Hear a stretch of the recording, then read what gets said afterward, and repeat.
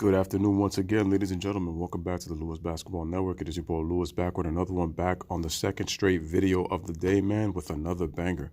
Make sure you subscribe to the channel. Make sure you like this video. Make sure to share this video. Only helps the channel grow. Truly appreciate it, man.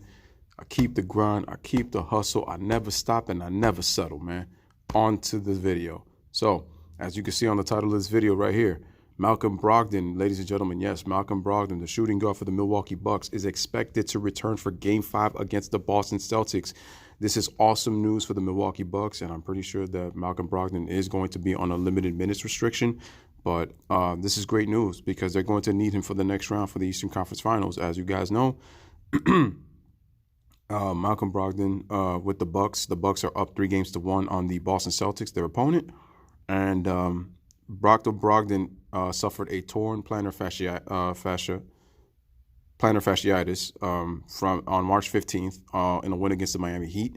There was no timeline for his recovery. They just said he was going to be out indefinitely. They didn't know they said that he was possibly going to be out for the second round, or that he might come back late second round. But through 4 games, they haven't really needed him because the Bucks have taken care of the Boston Celtics. They have made adjustments after the first game, have played really well, and have the opportunity to close the Celtics out and win this series. And ladies and gentlemen, as you guys always know, the closeout game is always the hardest game. It always is. And so what I want you guys to know is that I want to show you that, look at this. He won the Rookie of the Year in 2017. And this is how important Malcolm Brogdon is to the Milwaukee Bucks. For the season, he averaged 15.6 points, 4.5 rebounds, and 3.2 assists. He was one of the more efficient role players. When nobody even talks about, he had one of the most quietest 50, 40, 90 seasons in NBA history. That's what's really crazy about his season. And Malcolm Brogdon doesn't get enough credit for his high basketball IQ. Very, very, very smart basketball player. And he also is a two-way player, ladies and gentlemen, because what this guy does, he has the ability to play both ends of the floor. How good is he? This guy can guard multiple positions. He can guard about, I believe, 2 to 3 positions. That's how special Malcolm Brogdon is. And you got to admit, the fact that he can guard multiple positions, that is a huge, huge, huge component to have for the Milwaukee. It's like Malcolm Brogdon coming back. I always say, like, when players come back from injury, it's always like acquiring a free agent. You know, you just get a nice pickup. A nice pickup that's going to help your team, without the actual free agency. It's like free agency in the season. It's like the season free agency. Player comes off the injury list, comes back to your team, and is able to contribute, give you something that you need. Another component, a guy who can knock down shots, his ability to drive to the basket, his ability to defend, and another player that is going to help Giannis, so that Giannis really can kind of just play his game. Giannis has a long way to go in terms of his jump shot, but the fact that now even you have another player, and now the Bucks are really starting to show their depth with him back. This is huge. So, this is good. And this isn't good for the Boston Celtics. They have an opportunity to try to win Game 5. They need to just put it out all on the floor. They need to play with effort and show some Celtic pride, man. I mean, because what really kills me is that John Havlicek passed away from Parkinson's disease. Danny Ainge suffered a heart attack in Game 2 on Tuesday night in Milwaukee when the Bucks won. And yet in Games 3 and 4, the Celtics showed absolutely no sense of Celtic pride. And that's embarrassing to put on that uniform and you play the way you did in Games 3 and 4 and losing to the Bucks in the way you did is unacceptable and it's inexcusable. And I told you that this is why the Boston Celtics don't really have that type of leadership. And I'm telling you, if Kyrie ends up leaving, he's going to look like a quitter because it's like, I know Kyrie was traded to the Celtics and this was not, his, preferred destination or one of his teams on his list to go to. But it still doesn't do you justice by being unprofessional and making it seem like if you don't really care with the showing your body language, it's not a good look, man. It's not a good look. Which is why people are starting to really respect and acknowledge and appreciate what Isaiah Thomas brought to that team because he didn't want to get traded and he ended up getting traded for Kyrie. He was about the city. He played with heart. He really cared about that town. Kyrie has shown that he really doesn't care about the city. Some of his antics, some of the things he said on the media, I already said it before in the video that he really doesn't show like he really cares. But, this is the update on the Milwaukee situation. So, ladies and gentlemen, we are going to switch gears. Tonight's game, I believe, is at 8 o'clock in Milwaukee. Let's see what the Celtics can do. And tonight is also game 5 between the Warriors and the Rockets. Who you guys got? I think the Bucks will close them out. I won't be surprised if Boston wins, but I got the Bucks and I got the Warriors winning tonight. Let me know who you guys think are going to win for tonight's game in the comments section, and who is going to stand out. Like I said, give me a player, give me a stat line, and give me a final score. Let me see what happens, guys. So we're going to switch gears, and we are going to go to YouTube,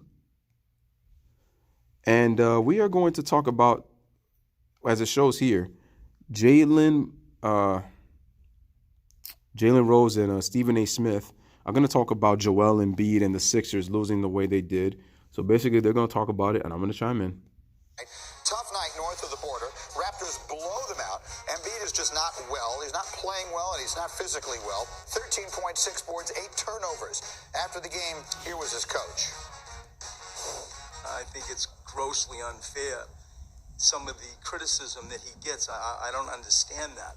And I perfectly understand it, Brett Brown, because here's the problem. For a player of Joel's talent, for the fact that he loves to taunt and mock players and loves to talk a lot of trash, he's been kind of trash in this series. Now, I'm not saying that he may be hurt, because he is. He has the knee issues, and which is why I said that he needs to lose anywhere from 15 to 20 pounds to take pressure off his knees, because he does eat a lot of fatty food. I notice when he gets massages in games, I see him be throwing down chicken sandwiches. I'm like, dude, that's really not that healthy, bro. But anyway, I mean, the fact that he does that, taunts players, and then it's like now we're supposed to feel sorry for him, and he's now making these kind of excuses and stuff like that. We knew about the knee injury. Then he talked about the stomach virus in Game 4 where he had 11 points, and now in Game 5 he had an upper respiratory problem. I'm like, where are all these illnesses and stuff all of a sudden coming from? That's why, to me, low-key, he's kind of making excuses. And it's like when he talks to the media, he's almost making it seem as a way to feel empathy. Now, I know that Jimmy Butler's going to come to his defense. I have no problem with that, because you expect that from, your teammate to have your back. I have no issue with that. But what I'm saying is, for a player of Embiid's caliber, he gets compared a lot to Hakeem Olajuwon.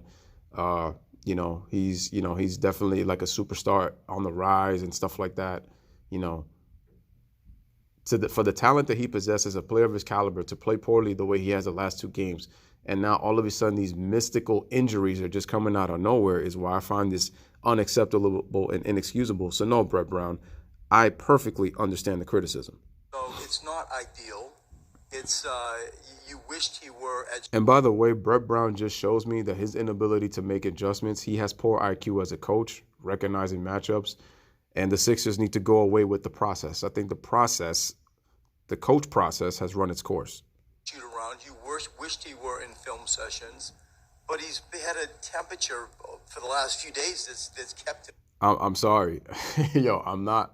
I'm sorry. The way Brett Brown is sounding right now, with all due respect, that brother is sounding like he's making excuses. A coach is making an excuse for his player. And I get it. You're protecting your player, but I'm sorry. This just, to me, is showing me more exposure. And by the way, can we give the Raptors credit for the adjustments that they've made, for the defense that they played? Even if Kawhi didn't have his best game, Pascal Siakam stepped up with 25 points, and the Raptors bench finally looked like the Raptors bench that we have seen pretty much all season in this series against the Philadelphia 76ers. Ben Simmons, you don't get a pass from me neither. Mr. Ben, shoot your shot, no jump shot, passive Simmons. You don't get a pass neither. All this dude cares about is IG. I'm sorry. This is a player, every time I look at Ben Simmons, he's a guy who lowers his expectations. I don't feel like he's confident in his game. He only looks confident when things are going well, when he drives to the basket and nobody's blocking his shot. But when you have a guy like Kawhi Leonard who sticks to him, who forces him to not even be able to be afraid to put the ball on the floor, and he's causing so many turnovers, yeah, it just tells you, and I said this, ladies and gentlemen, again, the Philadelphia 76ers do not have the discipline to be a championship team. I am going to keep saying that. They do not have the discipline to be a championship team. And with the Boston Celtics and the Philadelphia 76ers, a lot of people pick these two teams to go into the Eastern Conference Finals, especially after what happened last year. But now it's like, now the title's like, these two are probably the two more overrated teams in the NBA that are about to get eliminated. And we're going to see two deep teams, two teams that play very well in the Toronto Raptors and the Milwaukee Bucks, possibly in the Eastern Conference Finals, where we get to see a matchup of Giannis Antetokounmpo against Kawhi Leonard. Two players that are dominating in the postseason in the Eastern Conference for the right to play for the Larry O'Brien Trophy in the NBA Finals. That's going to be a great series because I think both teams match up very well. And so, take whatever you want out of that answer and end it with, it's not ideal. I wished he was at practice and I wished he was in some film sessions, but he's sick. Let us extend this conversation with the one, the only, Stephen A. Smith, who joins us. He's 13 minutes away from First Take here on ESPN. I'm giving you the floor, Stephen A. We've had a lot of conversation about Joel Embiid this morning. What is your take? Well, first of all, I think that we need to lean towards Jimmy Butler when we're talking about Joel Embiid. If the man is sick, the man is sick. If he's not healthy, he's not healthy. We know what kind of player he is when he is healthy. He's been perpetually unhealthy. We understand that. I do not understand, however, how he goes from feeling sick in Game 2 to playing lights out in Game 3 to suddenly being sick in Game 4 to the point where you text your coach 9 hours before a game. I just think that I'm going to focus on that for, And Stephen A., you hit the nail on the head, son. Especially you're really on to something, because my thing is, I'm not saying that Embiid might not be sick. And, people are going, oh, you don't know how a person's body. You're right. I don't know how a person's body is reacting to what they're doing. But there has to be something that Embiid is doing that is causing a lot of these things to happen. Sometimes you can get sicknesses that just come out of nowhere. That happens. It's life. People have gotten sudden illnesses. Like, you could be the healthiest person in the world, and then you got this crazy illness, and you don't know how you got it or whatnot. There could be possibilities, but I've seen people die from pretty much getting these conditions out of thin air. But the issue, like Stephen A. said, you go from Game 2 to having a knee problem to playing dominant in Game 3, and he was gloating about that game, and then in Game 4 he only scores 11 points. Wasn't even really a factor, and was talking about how he was sick and he had a stomach virus. And then he texts his coach 9 hours before Game 5 with an upper respiratory problem. Yeah, I got an issue with that. So my thing is, in Game 6, if he has a dominant game and the Sixers happen to win and Embiid is taunting, then what that's going to really show me is this dude is a phony faker who has been trying to control narratives out here and make excuses for wins and losses. The reason of it is that I understand that you might not be up to snuff that particular day or whatever. But when you're competing for a championship, every marquee athlete I've ever known, 9 hours before a game, if it's not an injury, if it's simply an ailment, you're saying to them, get the hell over here and help me get better so I can be ready, as opposed to, coach, I might not be able to go 9 hours before a game. But that's just me. And Jimmy Butler, coming to Joel Embiid's defense, Jimmy Butler is hard-nosed. He's as honest and candid as they come. And if he says and speaks so glowingly about Joel Embiid's character, I'm going to side with him. And I've talked to Joel Embiid on several occasions. I want to give him the benefit of the doubt, but that doesn't. Here's the thing. I'm not talking about Joel's personality as a person. We're just talking about Joel's personality as a basketball player. That's the difference. Not as a person, as a basketball player. Brett Brown off the hook. If anything, it makes it tougher, especially when you look at Tobias Harris and the way that he shoots. And I'm sorry, Brett Brown doesn't get off the hook neither. The basketball this series, Ben Simmons and his lack of productivity in this series, Kawhi Leonard and the manner in which he's been giving it to them, and they've had absolutely but let's not even talk about the fact that J.J. Redick only had 3 points in Game 5. No answer for him. Remember, they won Game 4 in Philadelphia with their second leading scorer, Pascal Siakam, my most improved player of the year winner. This guy had 2 field goals in a pivotal Game 4 that could have put. I think Siakam was only 2 for 11 in that game. Kawhi Leonard really had to carry them because the Raptors' bench was non-existent. I believe the Raptors only gave, I think as a team, 7 points off the bench. Compared to the 32 they scored in Game 5, that's a plus 25 difference, man. That was huge. So, for the Raptors to win that game with Pascal Siakam being your second leading scorer, and he only went 2 for 11 from the field, that says more about Philadelphia than that says about the Toronto Raptors. You give the Raptors credit because they won and Kawhi was able to carry them. But Tobias Harris struggled, and he had not been playing well through these 4 games. I think he's only had one good game in the series, and J.J. Redick was not really able to go off. And if you notice in Game 5, the Raptors double teamed J.J. Redick, and then they would show and recover because Redick loves to come off those curls and shoot. They didn't give him that room, and so because of that, J.J. Redick struggled. He only got 3 points. I believe he only made 1 3-pointer for the game. The Sixers in a commanding 3-1 lead that was ultimately neutralized and nullified because of 39 and 14 from Kawhi Leonard. So you don't have your secondary option. Pau Gasol, Kyle Lowry, even though they played better, it wasn't lights-out performances that they put forth. That's right, that 39-piece, 14 biscuits, and a side set of 5 cookies. And yet they still walked into the Sixers' house and beat them on their home court. So let's take Pathetic. Brett Brown at his word, and let's take Joel Embiid off the hook. Let's listen to Jimmy Butler. Let's take Joel Embiid off the hook. Well, Coach Brett Brown, why the hell you lose Game 4? To a team that had that had one man destroying you, and nobody else pretty much showed up. Which tells me that the Sixers did a poor job defensively on Kawhi Leonard. If Kawhi Leonard was getting single covered, I mean, they selectively double teamed him, but they didn't even get the ball out of his hands. The Raptors had no bench in Game 4. I mean, you should have tried to make the others beat you. They're like, okay, we're going to stay home with the shooters and all that. But it's like, if you're not getting nothing from the bench, you really should just key in on Kawhi Leonard. They didn't do it. Siakam struggled, and they still let Kawhi Leonard get 39 points. But kudos to Kawhi Leonard, man. His offense has come such a long way, and he's improved his shooting drastically. The brother's shooting over 60% in the series. That's how well and that's how amazing of a high level Kawhi Leonard's playing right now. But if I'm the Sixers, I'm disappointed because they never really threw bodies at him. They never really gave him different looks. He was scoring on everybody. Answer that question when Elton Brand goes out in the during the season, and he acquires Jimmy Butler, and then after that he acquires Tobias Harris. How come the other parts around Joel Embiid are not owning up or not getting the job done? If it ain't about Joel Embiid, Brett Brown, then it might be about you. So let's make sure we pay attention to that. Stephen A. Smith, you look handsome today, sir. And I think thank you, as bro. you've gotten Sleepy as hell as I am. Sleepy as hell as I am because I just got in 3 hours ago.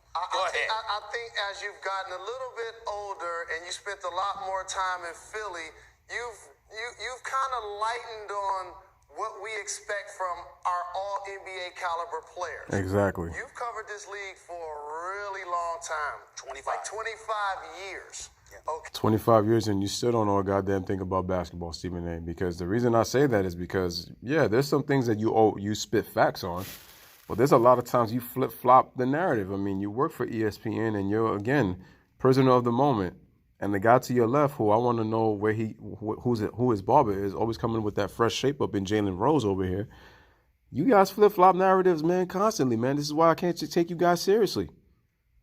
As you come to my school, my NBA School 101, and come to my channel, I give you that objectivity, ladies and gentlemen. Unlike these guys who flip-flop to their narratives and make it seem like if they know what they're talking about. It's one thing to have a great game like Joel Embiid did when he went off for 30. During that game, he scored 9 baskets. He celebrated after 5 of them. That's what I'm saying. Shimmy, he did the airplane, he did the Hulk Hogan. Now, he can be sick, like he was allegedly in Game 2 or in the previous game. In Game 1, we were talking about his knee injury. Correct. At some point, and as long as you've been around the league, have you ever seen an elite player like this have these type of issues in the playoffs where it affect their performance like this? Never. Which is why I was bringing the heat.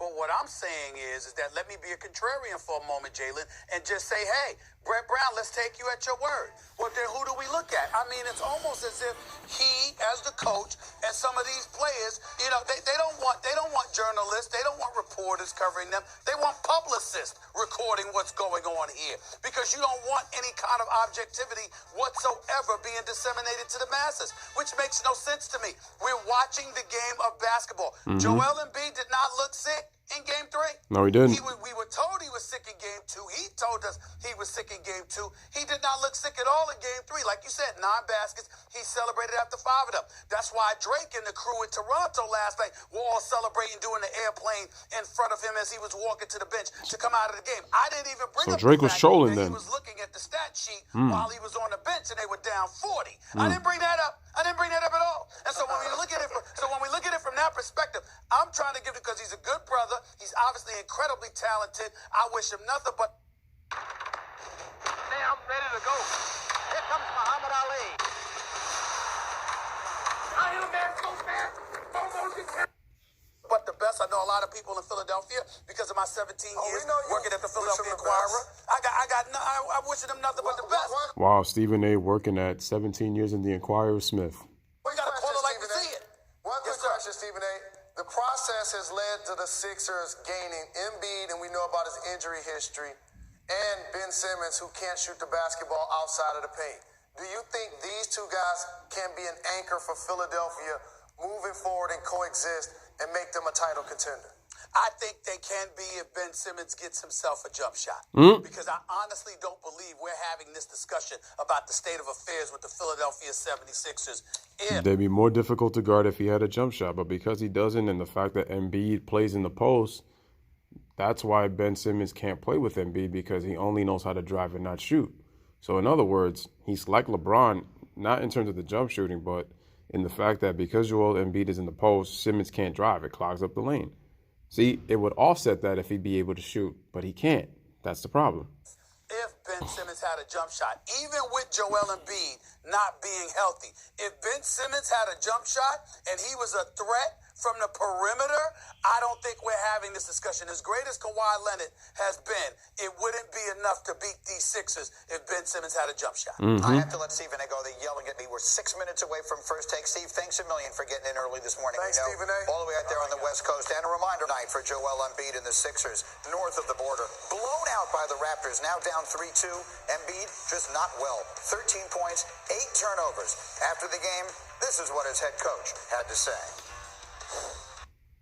So, ladies and gentlemen, I just wanted to count on that. That was pretty much it on that, but I look at it this way. The Sixers better come out with some pride. They better, pretty much bring it, because if they don't, this series is going to end and the Raptors are going to close them out. And I picked the Raptors to close them out on Thursday, tomorrow. And with the Nuggets and the Blazers, I want to pick the Nuggets, but I feel like the Blazers are going to win at home. And the Nuggets might have another letdown, and then it's going to be another Game 7 back in Denver. So I'm picking the Blazers. But if I'm wrong, I'm wrong. But I just hope for the Denver Nuggets, as talented as they are, that they don't peak too soon, and then they end up being one of these one-hit wonder basketball teams, because last year they were close to making the postseason, and then this year they're a number 2 seed, and they're 1 win away from the Western Conference Finals. This was totally unexpected. But if they can get it done, hopefully they could get it done. But anyway, this is your boy Lewis with another one. As always, man, let me know what you guys think in the comments. As always, man, bless up, one love, peace. Thanks for watching.